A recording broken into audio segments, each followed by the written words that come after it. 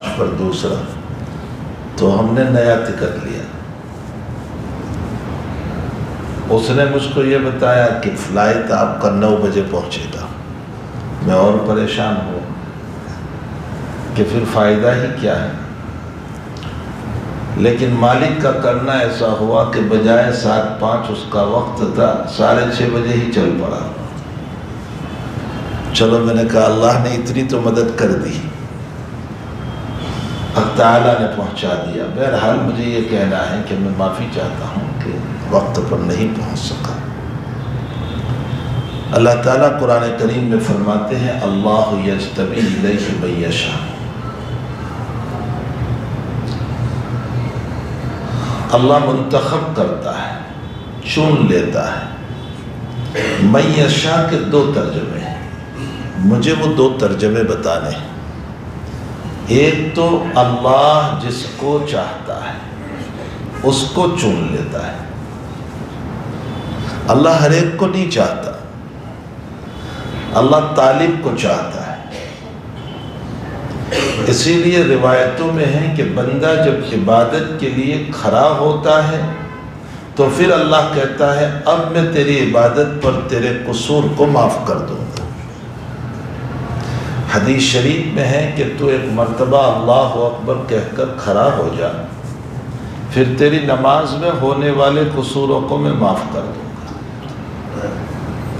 لیکن بندہ جب کھڑا ہی نہیں ہوتا اس کی طرف، تو سیدھی سی بات ہے کہ پھر اللہ کی طرف سے معافی کا مسئلہ بھی نہیں ہوتا۔ تو ایک ترجمہ تو ہوا کہ اللہ جس کو چاہتا ہے اس کو منتخب کرتا ہے، اور اس کا دوسرا ترجمہ عربی گرامر کے اعتبار سے یشاء کی ضمیر کو من کی طرف لوٹا، تو اب ترجمہ بدل جاتا ہے اور دونوں ترجمے صحیح ہیں۔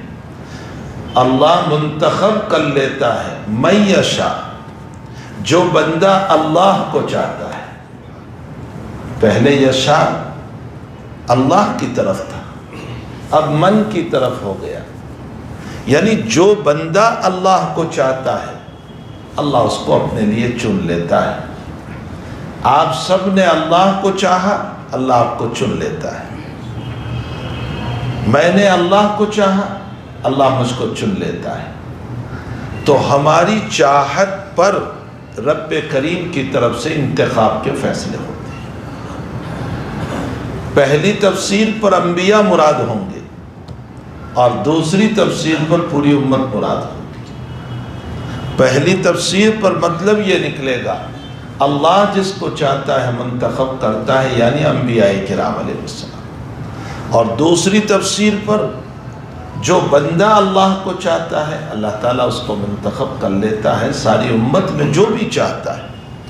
رب کریم کا حال یہ ہے کہ وہ امیر غریب، گورا کالا، عرب عجم اس کو نہیں دیکھتا۔ وہ یہ نہیں دیکھتا ہے کہ یہ بڑا خوبصورت ہے، لاؤ اس کو میں پسند کر لوں، اور یہ جو ہے کالا ہے میں اس کو پسند نہ کروں، یہ بڑا دولت والا ہے اس کو پسند کر لوں، اور یہ بغیر دولت کا ہے میں اسے پسند نہ کروں، یہ عرب کا ہے اس لیے پسند کروں، اور یہ عجم کا ہے اس لیے اس کو پسند نہ کروں۔ اللہ یہ نہیں دیکھتا، اللہ یہ دیکھتا ہے کہ جو بندہ مجھ کو چاہتا ہے تو پھر میں اپنی رحمت اسے دے دیتا ہوں، چاہتوں کے اوپر۔ ابو لہب بڑا خوبصورت تھا، لہب کا معنی آگ کا انگارہ، اور آگ کا انگارہ جیسے سرخ ہوتا ہے، ابو لہب ویسا سرخ تھا، اس لیے اس کو ابو لہب کو نیت پڑی۔ کتنا خوبصورت، کتنا سرخ، سردار کے اعتبار سے مکہ کا سردار، قریش کا سردار، قبیلہ ہاشم کا سردار، جو نبی اکرم صلی اللہ علیہ وسلم کا خاندان ہے، دولت کے اعتبار سے مالدار، ہر اعتبار سے وہ بڑا تھا، لیکن اللہ کی چاہت دل میں نہیں تھی تو رب کریم نے بھی اس کو نہیں چاہا۔ اور حبشہ سے کالا کلوتھا بلال جو غلامی کی زندگی مکے میں گزار رہا ہے، جس کے پاس دولت نہیں، حسن نہیں، عزت نہیں۔ ایک مسئلہ ذہن میں آیا، وہ بھی ذکر کر دوں۔ بہت سے لوگوں کو دماغ خراب کر دیتے ہیں دنیا والے، کہتے ہیں اسلام غلامی لایا ہے۔ غلامی کا تعلق تو اسلام سے پہلے سے ہے، اسلام کہاں لایا؟ یہ جو غلامی کا تعلق ہے نا، غلام اور باندی بنانا، یہ تو اسلام سے پہلے سے، اسلام اس کو نہیں لایا ہے۔ خواہ مخواہ لوگ اسلام کو بدنام کرتے۔ حضور پاک صلی اللہ علیہ وسلم کے آنے سے پہلے مکہ میں غلام باندی کا دور تھا، روم میں غلام باندی کا دور تھا، ایران میں غلام اور باندیوں کا دور تھا۔ اسلام نہیں لایا، اسلام نے تو اوپر سے یہ فرمایا کہ انسان آزاد ہے، اسے آزاد کرو، بلکہ اس کے آزاد کرنے کو عبادت قرار دیا۔ فرمایا غلاموں کا آزاد کرنا ثواب ہے۔ پھر بہانے پر قرآن اور حدیث نے غلام کی آزادی فرمائی۔ قسم کھائیے غلام آزاد کرو، روزہ ٹوٹ گیا کفارہ دینا ہے، غلام آزاد کرو۔ جگہ جگہ غلام کے آزاد کرنے کو قرآن اور حدیث نے ترغیب دی۔ اسلام کسی کو انسانیت کا غلام بناتا ہی نہیں، اسلام صرف اور صرف، خوب یاد رکھو، انسان کو اللہ کا غلام بناتا ہے۔ اسی لیے رومن امپائر میں روم کے بادشاہ کے سامنے جو تقریر کی ہمارے صحابی رضی اللہ تعالیٰ عنہ نے کہ ہم جاہل تھے، علم نہیں تھا، ہم بت پرست تھے، بتوں کی عبادت کرتے تھے، محمد الرسول اللہ ہمارے اندر آئے، ہم ان کے باپ سے واقف، ان کے ماں سے واقف، ان کی زندگی سے واقف، انہوں نے ہم کو انسانوں کی غلامی سے نکال کر اللہ کی غلامی میں داخل کیا۔ اسلام نام ہے اللہ کی غلامی میں داخل ہونے کا، دنیا کا کوئی غلام نہ بنے۔ تو بہرحال غلامی کا جو مسئلہ ہے نا، وہ اسلام نے نہیں دیا ہے، وہ تو اسلام سے پہلے سے، اسلام تو خود یہ کہہ رہا ہے کہ آزاد کرو۔ تو بلال مکے میں غلام ہے، کوئی عزت نہیں ہے، کالے ہیں، خوبصورتی نہیں ہے، غریب ہے، دولت نہیں ہے، لیکن ان تمام کے باوجود چاہت تھی اللہ کی، تو اللہ نے ایمان بھی دیا اور مقام بھی دیا، ایمان بھی دیا، مقام بھی دیا۔ مقام کیا دیا؟ مقام یہ دیا آپ کو کہ معراج میں نبی اکرم صلی اللہ علیہ وسلم جا رہے ہیں اور آگے کسی کے چلنے کی آواز آئی۔ جبریل سے پوچھا کون ہے؟ فرمایا تمہارا بلال ہے۔ نبی علیہ، یہ معراج منامی تھا، یعنی خواب میں معراج ہوئی تھی، جسمانی معراج تو ایک ہی ہوئی، معراج منامی بہت ہوئی، تو یہ معراج منامی میں تھا۔ صبح کو بلال کو پوچھا کہ تیرا عمل کیا ہے کہ تو میرے آگے چل رہا تھا؟ فرمایا حضرت کیا میرا عمل، آپ ہی کی وجہ سے تو ایمان ملا۔ فرمایا نہیں کوئی عمل ہے؟ فرمایا میرا عمل یہ ہے کہ میں جب بھی وضو کرتا ہوں اور مسجد میں آتا ہوں 2 رکعت نماز پڑھ لیتا ہوں، تحیت المسجد، یہ بہت بڑی نماز ہے، لیکن ہمارے دلوں میں اس کی عظمت نہیں، مسجدوں میں بیٹھے رہتے ہیں پھر بھی نماز نہیں پڑھتے۔ یہ 2 رکعت مسجد کا حق ہے۔ فرمایا بس یہ عمل ہے خاص۔ فرمایا یہی وجہ ہے کہ بلال تم میرے آگے چل رہے تھے، یہ مقام ملا حضرت بلال رضی اللہ تعالیٰ۔ اور کیا مقام ملا؟ مدینے میں عبداللہ ابن زید ابن عبد ربہ رضی اللہ تعالیٰ عنہ نے خواب میں اذان دیکھی، بہت مشہور واقعہ ہے کہ مدینے آنے کے بعد حضور پاک صلی اللہ علیہ وسلم نے لوگوں کو جمع کیا کہ بھئی اب مسجد میں بلانے کا کیا طریقہ ہو۔ لوگوں نے مختلف رائے دی، کسی نے کہا آگ جلاؤ، حضرت نے تردید کر دی کہ یہ تو جو ہے مجوسیوں کا طریقہ ہے۔ کسی نے کہا کہ ناقوس بجاؤ، ہمارے وہاں ڈیزے میں بجاتے ہیں نا زور سے. حضرت نے فرمایا عیسائیوں کا طریق. اخیر میں فرمایا حضرت عمر نے کہ حضرت الصلاۃ جامعۃ، یہ اعلان کیا جائے. حضرت نے فرمایا چلو یہ منظور ہے، محلے محلے میں الصلاۃ جامعۃ الصلاۃ جامعۃ. عبداللہ ابن زید نے خواب دیکھا، فرشتوں نے اذان سکھائی، اقامت سکھائی، حضور پاک صلی اللہ علیہ وسلم کے سامنے بیان فرمایا. تو آپ نے فرمایا یہ اللہ کی طرف سے، بلال کو بلاؤ تاکہ وہ اذان دے. عبداللہ ابن زید کو کہا تم وہ کلمات بولو اور میرا بلال اذان دے گا. سوال یہ ہوتا ہے کہ خواب عبداللہ نے دیکھا اور ایوود مل رہا ہے بلال کو، تو جس نے خواب دیکھا اسی کو مؤذن بنانا چاہیے تھا. یہ بلال کو کیوں بنایا؟ بلال نے تو کوئی خواب دیکھا نہیں. محدثین فرماتے ہیں کہ عبداللہ ابن زید کی آواز بلند نہیں تھی، بلال کی آواز بلند تھی. لأنہ اندہ صوت، بلال کی آواز بلند تھی اور اذان کے لیے بلند آواز کی ضرورت، اس لیے ان کو منتخب کیا. لیکن ہمارے حضرت شیخ مولانا زکریا صاحب قدس سرہ فرماتے ہیں کہ بلال کا انتخاب اللہ نے کیا نبی کی زبان پر. کیسے کیا؟ فرمایا کہ میرا بلال مکی زندگی میں آگ پر سو کر احد احد کے نعرے اسی نے لگائے ہیں، تو آج خوشیوں میں بھی احد احد کے نعرے بلال لگائے گا. اگر مکے میں غمیوں میں اس نے اللہ کو یاد کیا، اللہ کہتا ہے خوشیوں میں بھی میرا بلال ہی یاد کرے، وہی اذان دے گا. اس سے یہ معلوم ہوتا ہے کہ جو اپنے رب کو غمیوں میں یاد کرتا ہے اللہ اس کو خوشیوں میں یاد کرتا ہے. جو مصائب میں یاد کرتا ہے اللہ تعالیٰ ان کو اچھے دنوں میں یاد کرتا ہے. حتیٰ کہ جب مکہ فتح ہوا تو نبی علیہ السلام نے بلال سے فرمایا بلال ظہر کا وقت تھا، بلال کعبۃ اللہ پر چڑھ کر اذان دو.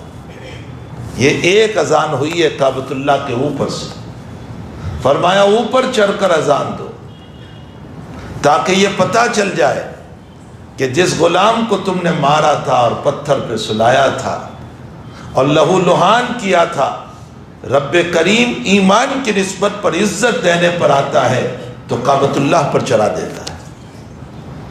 یہ حق تعالیٰ کی طرف سے بلال کو ملا. معلوم یہ ہوتا ہے کہ اللہ کے وہاں نہ دولت ہے، نہ امیری ہے، نہ غریبی ہے، نہ گورا پن ہے، نہ کالا پن ہے، نہ عزت ہے، نہ ذلت ہے. اللہ تو من یشاء، جس کے دل میں چاہت ہے حق تعالیٰ اس کو پسند کر لیتا ہے. اس وقت ہم جو ہے چاروں طرف سے حالات ہے اور گناہوں کے بھی ماحول ہے، بڑا گندا ماحول ہے. مسجد سے نکلو تو گناہ، گھر سے نکلو تو گناہ، چاروں طرف سے گناہوں کا ماحول ہے. اور یہ گناہ جو ہے نا یہ حقیقت میں آگ ہے. آپ کہو گے آگ ہے؟ جی، بعض گناہوں کے باب میں اللہ نے قرآن میں آگ کا لفظ استعمال کیا ہے. جیسے یتیم کے باب میں فرمایا کہ جو یتیم کا مال کھاتا ہے یاکلون فی بطونہم نارا، وہ اپنے پیٹ میں انگارے بھرتا ہے. اچھی چیز نہیں ہے یتیم کا مال کھانا، جو لوگوں کو فیشن بنا ہوا ہے. بھائی کا انتقال ہو گیا، اس کی جائیداد پر قبضہ کر لیا، یہ بھی پتہ نہیں ہے کہ وہ اس کی یتیم اولاد کا مال ہے. جی میرے بھائیوں، ہم نے صف اول میں نماز پڑھنے والوں کو دیکھا ہے کہ بھائی کے مال پر قبضہ کر لیا اور اس کی غریب اور یتیم اولاد لوگوں کے پاس بھیک مانگتی ہے. تو اللہ نے یتیموں کے مال کو آگ سے تعبیر کیا، یاکلون فی بطونہم نارا.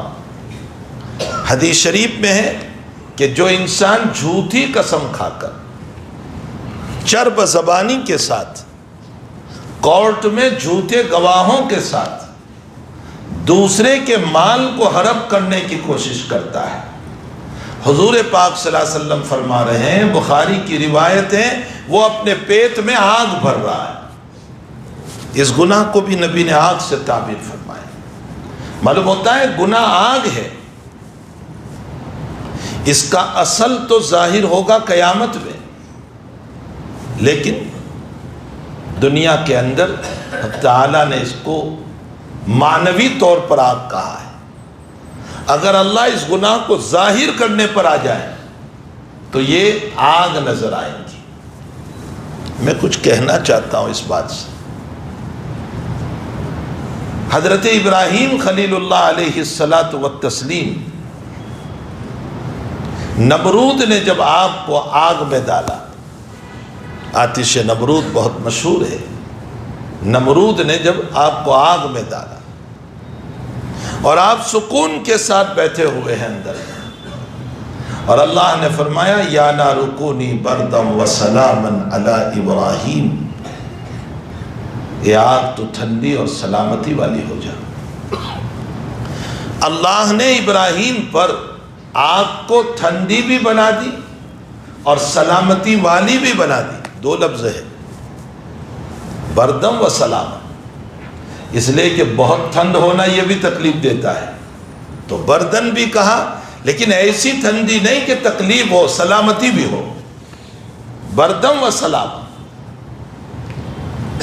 میں اس کے ذریعے سے ایک بات بتانا چاہ رہا ہوں کہ حضرت ابراہیم آگ میں ہیں اور رب کریم سے مدد مانگی، اللہ نے اس آگ کو باغ بنایا، ٹھنڈی کر دی، سلامتی والی بنا دی۔ ہم بھی معنوی طور پر گناہوں کے آگ میں ہیں، جو بات میں کہنا چاہتا ہوں، ہم بھی معنوی طور پر گناہوں کی آگ میں ہیں۔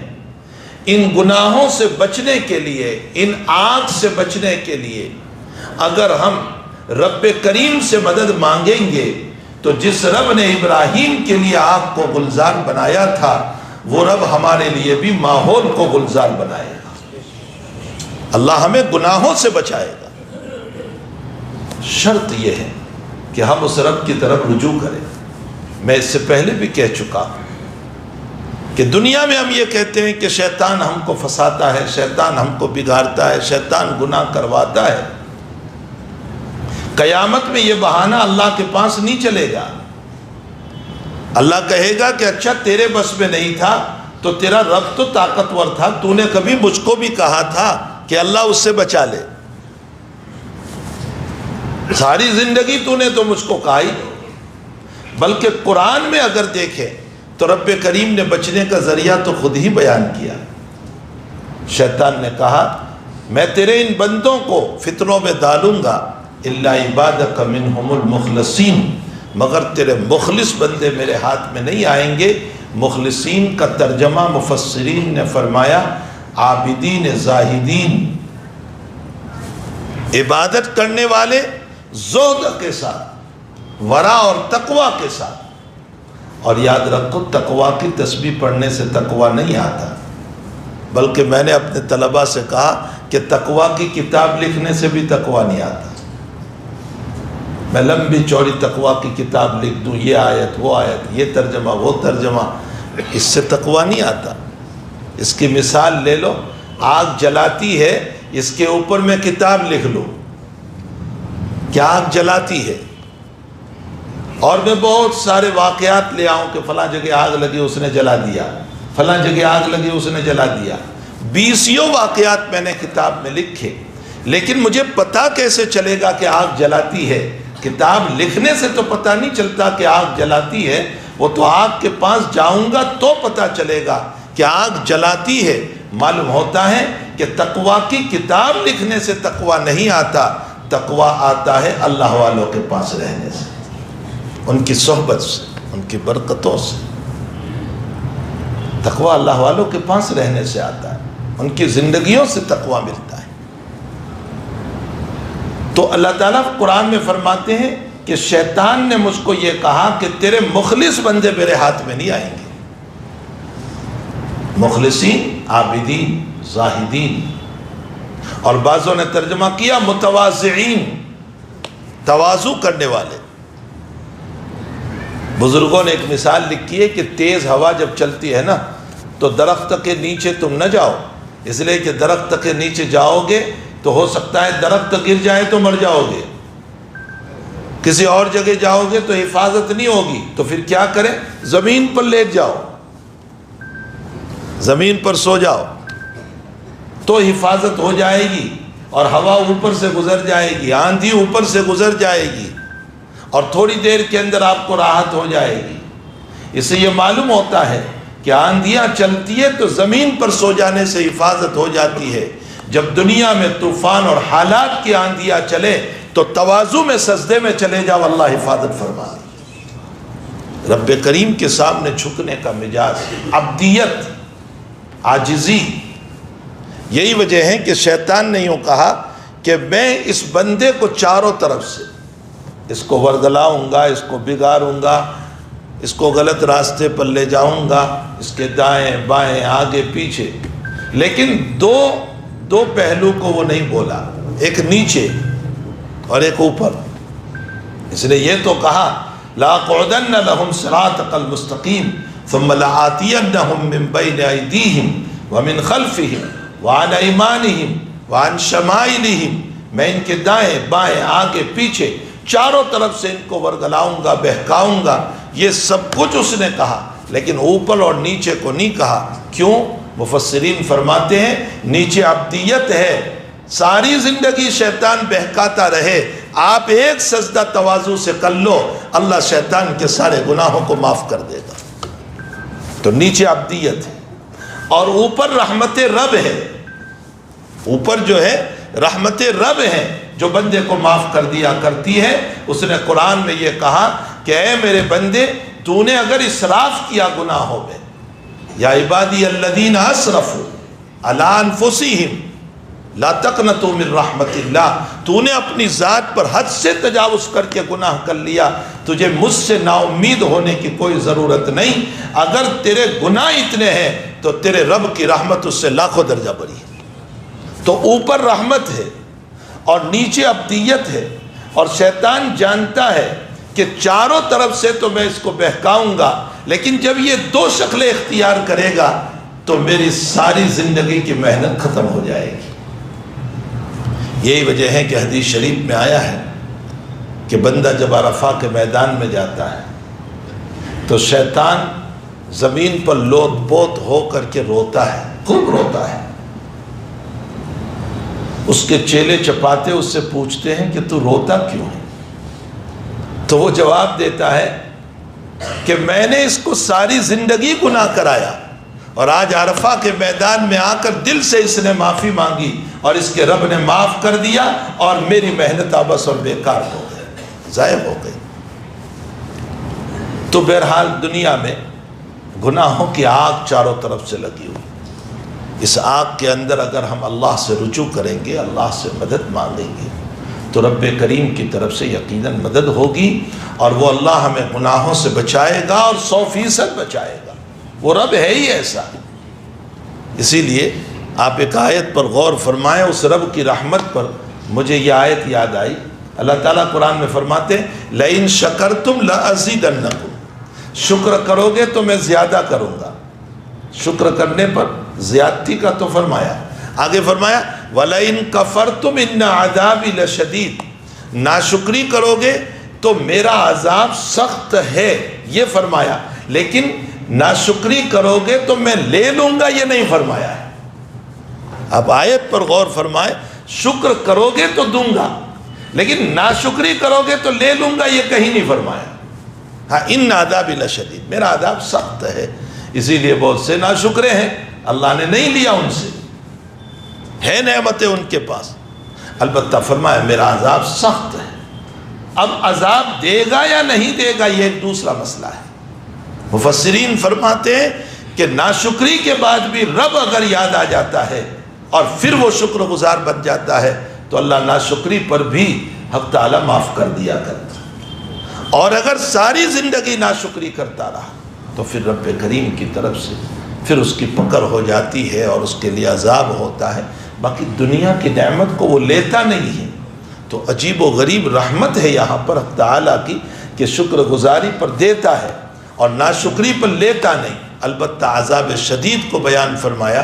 تو میرے بھائیو، حقیقت یہ ہے کہ ہم ہر نماز کے اندر اللہ سے اہدنا الصراط المستقیم، اللہ ہم کو سیدھا راستہ بتا، سیدھا راستہ بتا، سیدھا راستہ بتا۔ اللہ کہتا ہے قرآن کریم میرا سیدھا راستہ ہے، اس کو پڑھو تاکہ اس کو پڑھ کر کے تمہیں سیدھا راستہ ملے گا۔ اب یہ سب قرآن ہی ہم کو بتا رہا ہے۔ قرآن نے فرمایا اللہ کے چاہنے والے بنو، اللہ تمہیں چاہے گا۔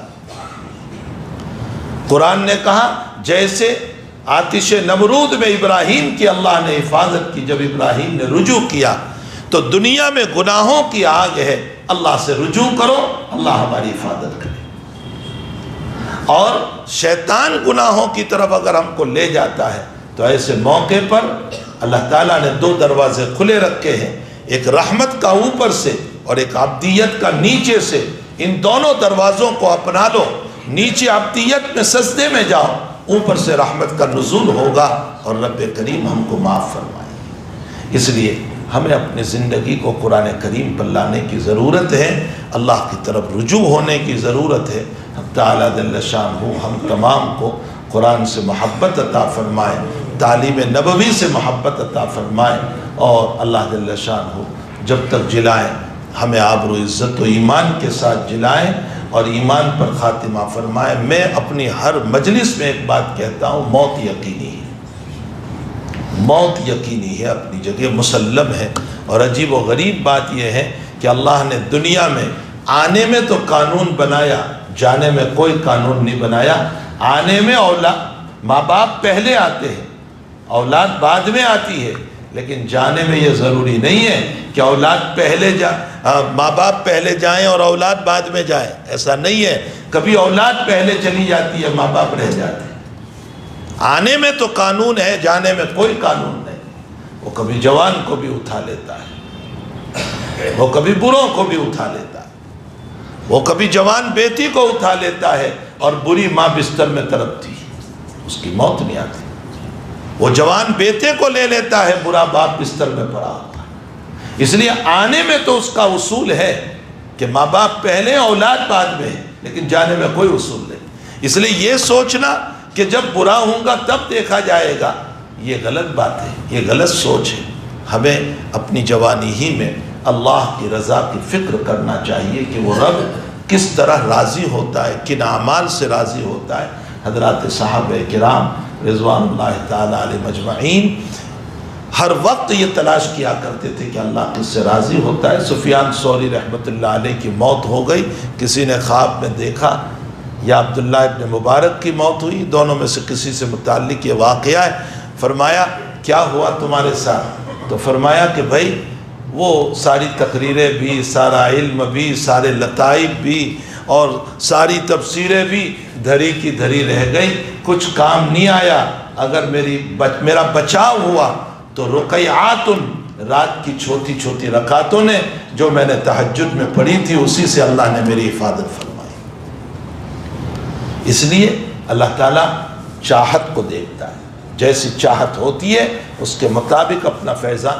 دنیا کا بھی دستور ہے، اولاد کی چاہت پر ماں باپ متوجہ ہوتے، اولاد کی چاہت نہیں، ماں باپ متوجہ نہیں ہوتے۔ اسی طرح طلباء کی چاہت نہیں، استاذ متوجہ نہیں ہوتا، حتیٰ کہ طلباء کے دل میں کوئی بات ہو تو استاذ کا فیض اس کو نہیں ملتا، بلکہ استاذ کے دل میں اگر طالب علم سے متعلق کوئی بات آ جائے تو پھر طالب علم محروم ہو جاتا ہے۔ وحشی رضی اللہ تعالیٰ عنہ دنیا جانتی ہے، صحابی ہے، لیکن کوئی روایت ان سے نہیں ہے حضرت وحشی سے۔ صحابی رسول صلی اللہ علیہ وسلم ہے، حضرت حمزہ کو قتل کیا تھا۔ ان سے جب عبید اللہ نے قتل کا واقعہ پوچھا کہ تم نے کیسے قتل کیا، تو انہوں نے پورا واقعہ ڈیٹیل میں بتایا کہ میں احد میں چھپا ہوا تھا اور حمزہ چلے اور میں نے میرے ہاتھ میں نیزہ تھا، زور سے مارا، آگے سے پیچھے نکل گیا، حمزہ وہیں پر گر پڑے، ان کی موت ہو گئی، اور پھر آپ کے کان، ناک، کان سب کاٹے گئے، سینہ چیرا گیا، کلیجہ نکالا گیا، سارا واقعہ۔ اس کے بعد فرمایا مکہ فتح ہوا تو میں طائف چلا گیا. جن 14 آدمیوں کی ہیڈ لسٹ نبی علیہ السلام نے بنائی تھی نا کہ یہ حرم میں ملے تو بھی مار دینے کا ان کو، ان میں وحشی بھی تھا، وحشی بھی تھے. فرمایا میں بچاؤ کے لیے چلا گیا طائف. لیکن پھر مجھے پتہ چلا کہ جو آدمی نبی علیہ السلام کے پاس جاتا ہے، ایمان لیتا ہے تو نبی اس کو معاف کر دیتے ہیں. تو میں بھی گیا. حضرت نے مجھے کلمہ پڑھا دیا، میں ایمان لے آیا. پھر حضرت نے مجھے پوچھا انت وحشی؟ فرمایا تم ہی ہو نا وحشی؟ فرمایا جی. فرمایا ذرا بتاؤ گے تم نے میرے چچا کو کیسے مارا تھا؟ حضرت پوچھ رہے اور وحشی واقعہ بیان کرتے جا رہے ہیں اور آنکھوں سے آنسو بہہ رہے ہیں. نبی اکرم صلی اللہ علیہ وسلم 6 سال ہو گئے لیکن اللہ کا نبی اپنے چچا کو نہیں بھولا، چونکہ آپ کے رائٹ ہینڈ تھے. پھر حضرت وحشی کو یہ فرمایا کہ تم اگر یہ کر سکتے ہو تو کرو کہ میرے سامنے نہ بیٹھو، میرے سامنے نہ آؤ. حضرت وحشی نے بھی عمل اتنا کیا کہ بس ایمان کے موقع پر وہ آئے تو آئے، اس کے بعد کبھی آپ صلی اللہ علیہ وسلم کے سامنے نہیں آئے، عمل کیا. اب یہاں محدثین فرماتے ہیں کہ کیا بات تھی کہ نبی علیہ السلام نے سامنے بیٹھنے سے منع فرمایا. حضرات محدثین لکھتے ہیں فرمایا کہ جب سامنے بیٹھتے تو آقا صلی اللہ علیہ وسلم کو اپنے چچا یاد آ جاتے، اور جب چچا یاد آتے تو دل میں تکلیف ہوتی، اور اس تکلیف والے دل کے ساتھ شاگرد کو فائدہ نہیں ہو سکتا تھا. تو تکلیف والے دل کے ساتھ جب شاگرد کو فائدہ نہیں ہو سکتا ہے تو تکلیف والے دل کے ساتھ اولاد کو فائدہ کہاں سے ہو سکتا ہے؟ اولاد کی بھی چاہت پر ماں باپ کا فیضان، شاگرد کی چاہت پر استاذ کا فیضان، مرید کی چاہت پر شیخ کا فیضان، تو پھر بندوں کی چاہت پر اللہ کا فیضان ہوگا، رب کریم کا فیضان بھی تبھی ہوگا. اور اگر ہم بے بس بن کر کے بیٹھے رہے، دنیا کمانے میں 24 گھنٹے لگے رہے، ہائی دنیا، یہاں سے وہاں سے ادھر سے بس 24 گھنٹے یہی دھن لگی رہی اور رب کریم کی چاہت ہی نہ ہوئی، تو پھر اللہ کہتا ہے تمہیں جب پڑی نہیں تو مجھے بھی تمہاری پڑی نہیں. اسی لیے حدیث شریف میں ہے کہ جب بندے کو پڑی نہیں ہے اپنے اللہ کی تو نبی علیہ السلام فرماتے ہیں اللہ کو پڑی نہیں ہے، وہ یہودی ہو کر مرے یا نصرانی ہو کر مرے. سنو یہ جملہ، وہ یہودی ہو کر مرے یا نصرانی ہو کر. جب ہم ہی کو پڑی نہیں ہے تو پھر اللہ کو ہماری کیا پڑی. اس لیے ہمیں چاہیے کہ اپنے دلوں میں اللہ کی چاہت پیدا کریں، مولا کی چاہت پیدا کریں، دھن پیدا کریں، اور اپنی طبیعت کو عبادتوں کی طرف راغب کرے، شوق کے ساتھ عبادت کرے. اللہ ہم سب کو عمل کی توفیق عطا فرمائے. الحمدللہ رب العالمین والعاقبۃ للمتقین والصلاة والسلام علی اشرف الانبیاء والمرسلین وعلی آلہ وصحبہ اجمعین. ربنا آتنا فی الدنیا حسنہ وفی الآخرۃ حسنہ وقنا عذاب النار. اللہ ہمارے گناہوں کو معاف فرما، ہمارے قصوروں سے درگزر فرما. اللہ ہمیں تائبین میں سے بنا دے، توابین میں سے بنا دے، محبین میں سے بنا دے، محبوبین میں سے بنا دے. اے اللہ منعم علیہم میں سے بنا دے. اے اللہ صراط مستقیم پر چلنے والوں میں سے بنا دے. اے اللہ غیر المغضوب علیہم میں سے نہ بنانا. اے اللہ ولا الضالین میں سے نہ بنانا. جن پر تیرا غصہ نازل ہوا ان میں ہمیں نہ بنانا. جن کو تو نے گمراہ کر دیا ان سے ہماری حفاظت فرمانا. اے اللہ ہمیں صالحین میں سے بنا دے، ہمیں زاہدین میں سے بنا دے، ہمیں عابدین میں سے بنا دے، ہمیں ربانیین میں سے بنا دے.